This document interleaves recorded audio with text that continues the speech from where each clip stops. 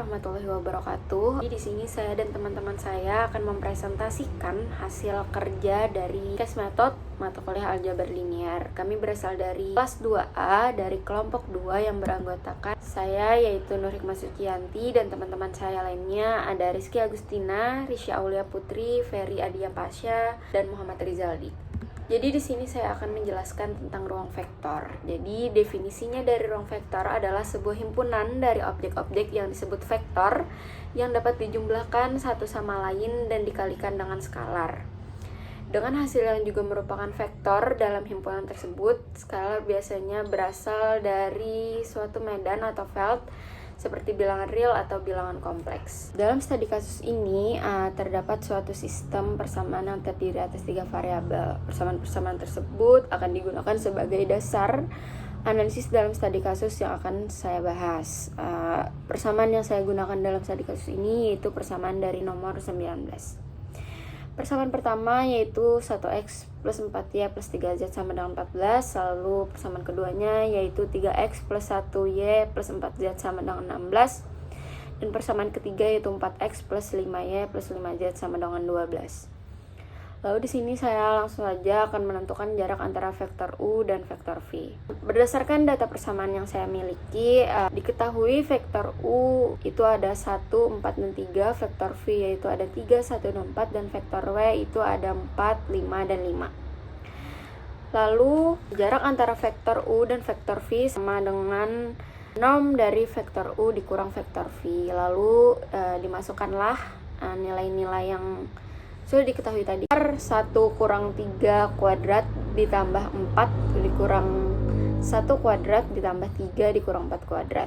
Lalu didapatkan hasil akar min 2 kuadrat ditambah 3 kuadrat ditambah min 1 kuadrat. Lalu didapatkan hasil lagi akar 4 ditambah 9 ditambah 1 sama dengan akar 14. Jadi jarak antara kedua vektor tersebut adalah akar 14. Lalu dilanjut di sini soal kedua yaitu apakah U kombinasi linier dari V dan W. Lalu diketahui vektor U yaitu 1, 3, dan 4, vektor V yaitu 4, 1, dan 5, dan vektor W adalah 3, 4, dan 5. Di sini dilihat bahwa K1 itu dikali dengan vektor V ditambah K2 dikali dengan vektor W sama dengan vektor U.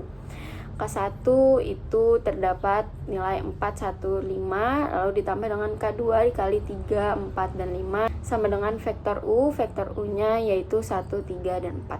Lalu dapat ditulis menjadi K1, K2 yaitu 4, 1, 5, dan 3, 4, 5 lalu sama dengan dari vektor U yaitu 1, 3, 4. Lalu dengan OB diperoleh dikalikan 1/4 pada baris pertama, lalu didapatkan hasil pada baris pertama yaitu 1 dan 3/4, lalu didapatkan nilai 1/4. Lalu baris kedua dikurang baris pertama, didapatkan hasil seperti di layar. Lalu dilanjutkan baris ketiga dikurang 5 dikali baris pertama, lalu didapatkan hasil pada baris kedua itu didapatkan 0 dan pada baris ketiga didapatkan 0. Lalu yang terakhir baris ketiga dikurang 5/13 dikali dengan baris kedua. Lalu di sini didapatkan hasil pada baris kedua dan baris ketiga. Setelah dilakukan operasi baris elementer atau OB, diperoleh hasil akhir 0 sama dengan 22/13. Karena persamaan tersebut tidak mungkin terpenuhi, maka sistem tidak konsisten atau tidak memiliki solusi. Lalu pada soal selanjutnya, di sini apakah U dan V dan W membangun ruang vektor V? Di sini sama diketahui vektor U yaitu 1, 3, dan 4, vektor V 4, 1, dan 5, dan vektor W 3, 4, dan 5. Lalu di sini misalkan vektor P atau P vektor yang mewakili semua vektor pada R3.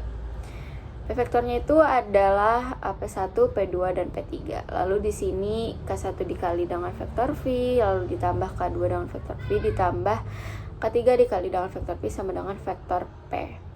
Jadi K1 terdapat nilai 1, 3, dan 4, ditambah K2 terdapat nilai 1, 4, 1, dan 5, dan seterusnya. Untuk membuktikan apakah ketiga vektor tersebut membangun ruang vektor, maka akan kita ubah persamaan menjadi matriks augmentasi, lalu kita akan mengoperasikan matriks dengan OB sebagai berikut. Jadi di sini terdapat matriks augmentasi yaitu 1, 4, 3, 3, 1, 4, 4, 5, 5 sebagai ke-1, ke-2, dan ke-3. Lalu kita akan mengoperasikan matriks tersebut dengan OB.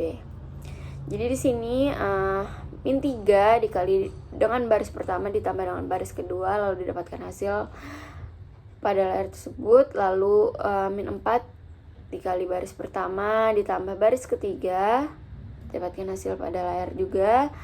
Lalu yang terakhir baris ketiga dikurang dengan baris kedua, maka baris terakhirnya didapatkan min 2 K3 sama dengan P3 minus P2 minus P1. Berdasarkan hasil OB tidak diperoleh baris kontradiksi sehingga sistem persamaan linier bersifat konsisten untuk setiap vektor P dengan hasil R3. Dengan demikian terdapat solusi K1, K2, dan K3 yang memenuhi persamaan. Oleh itu, vektor U, V, dan W membangun ruang vektor R3. Yang terakhir yaitu soal dari U dan V saling bebas linier. Untuk persamaannya diketahui sama vektor U, V, dan W dengan soal-soal sebelumnya. Di sini untuk K1 dikali dengan vektor U, K2 dikali dengan vektor V itu sama dengan 0. Lalu dari nilai berikut maka akan dilanjutkan dengan OB dan diperoleh 3 dikali baris pertama ditambah baris kedua, didapatkan hasil. Lalu dilanjut dengan min 4 dikali baris pertama dan ditambah baris ketiga. Lalu di sini dilanjut dengan baris ketiga dikurang baris kedua. Lalu min 1 per 11 dikali dengan baris kedua. Lalu yang terakhir yaitu min 4 dikali baris kedua ditambah baris pertama, didapatkanlah hasil.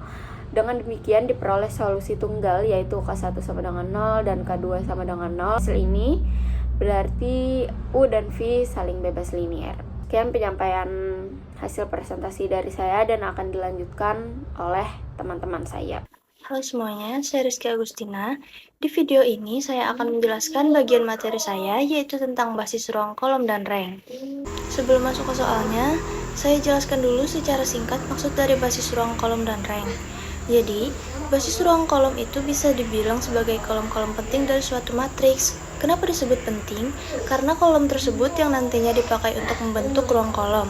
Nah, kalau rank itu artinya jumlah dari kolom yang penting tadi. Biasanya kolom penting ini bisa dilihat dari pivot atau angka 1 utama setelah matriks diselesaikan menggunakan OBE. Jadi, simpelnya kalau pivotnya ada 3, berarti ranknya juga 3. Selanjutnya, saya masuk ke studi kasus yang digunakan, yaitu soal nomor 22. Persamaannya adalah X plus 5Y plus Z sama dengan 2. 3X tambah 3Y tambah 2Z sama dengan 9. 5X tambah 5Y tambah 5Z sama dengan 14. Dari persamaan tersebut, saya ubah ke bentuk matriks augmentasi. Caranya, angka-angka di depan X, Y, dan Z diambil sebagai koefisien. Lalu hasil setelah tanda sama dengan dimasukkan ke kolom terakhir. Jadi, matriksnya menjadi baris pertama 1, 5, 1, 12.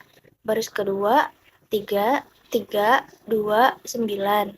Baris ketiga 5, 5, 5, 14. Setelah itu, matriks ini diselesaikan menggunakan OBE atau operasi basis elementer. Tujuannya supaya bentuk matriksnya jadi lebih sederhana dan pivotnya bisa terlihat. Setelah dilakukan OBE, hasil akhirnya menjadi baris pertama 1, 0, 0, 11 per 10, baris kedua 0, 1, 0, 2, 3 per 10, baris ketiga 0, 0, 1, negatif 3 per 5. Dari hasil itu, bisa dilihat bahwa pivotnya ada di kolom 1, kolom 2, dan kolom 3. Karena pivotnya ada di kolom 1, 2, dan 3, maka basis ruang kolomnya diambil dari kolom 1, 2, dan 3 pada matriks asal. Jadi basis ruang kolomnya adalah vektor pertama 135, vektor kedua 535, vektor ketiga 125. Nah, perlu diingat, basisnya diambil dari matriks awal, bukan dari matriks hasil OBE. Hasil OBE cuma dipakai buat melihat kolom mana yang punya pivot. Terakhir, karena jumlah pivotnya ada 3, maka rank dari matriks ini adalah 3. Oke, untuk materi selanjutnya yaitu ruang hasil kali dalam. Di sini saya akan menjelaskan mengenai definisinya. Yang pertama ada definisi ruang solusi.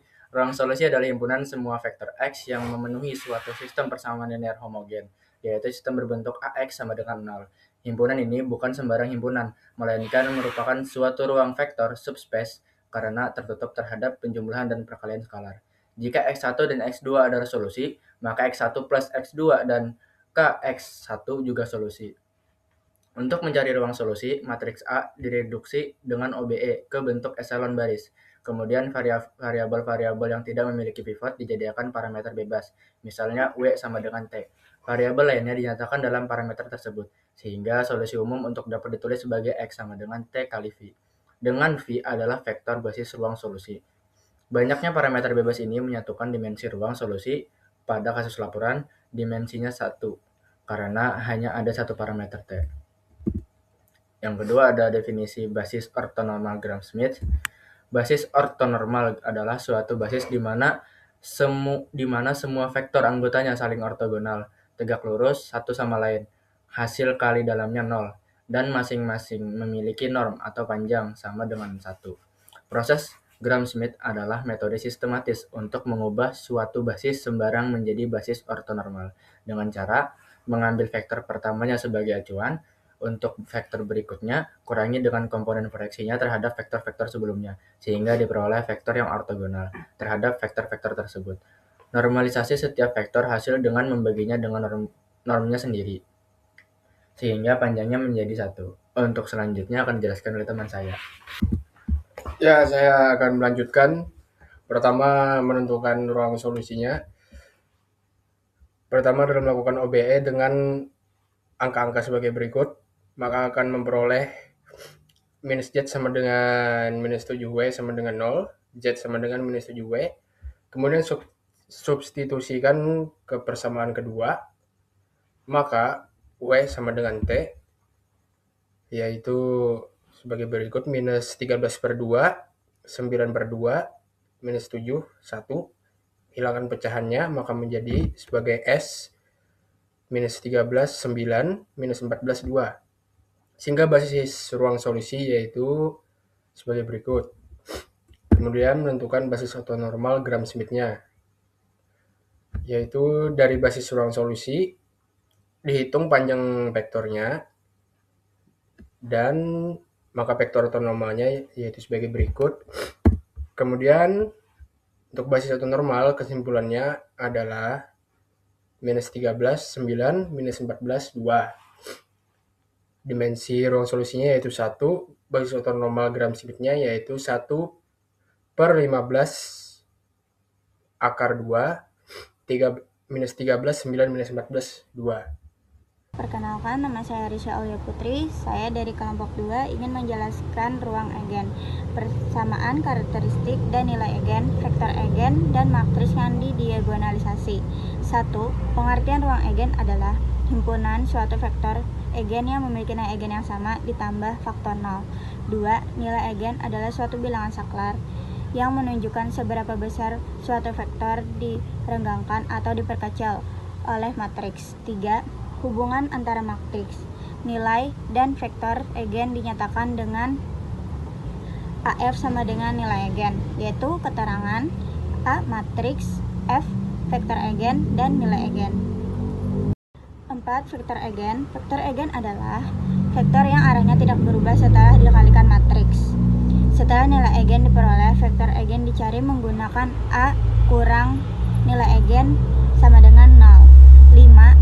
Matriks yang dapat didiagonalisasi.